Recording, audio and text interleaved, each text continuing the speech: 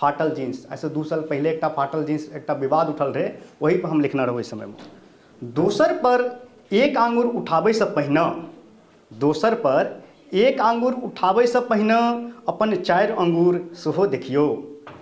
कोनो महिलाक पहिरल पहनावा और फाटल जीन्स देख अहाँके लाज और शरम होइत अछि, मुदा हम पुरुष वर्ग पहिरी फाटल जीन्स और नांगट रही तो समाज को कोनो हर्ज नहीं।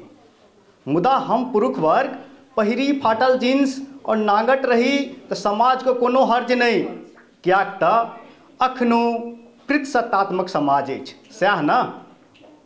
अब नहीं पहिरत कोनो लड़की फाटल जीन्स, अब नहीं पहिरत कोनो लड़की फाटल जीन्स, हम आश्वासन दै छी, मुदा ओहिसँ पहिने हमरा अहाँ ई आश्वासन दिअ जे हमर अहाँक बुद्धि ओ फाटल जीन्स से बेसी चिथरा चिथरा भऽ गेल अछि, ओ कहिया देर बदलब, ओ कहिया देर बदलब।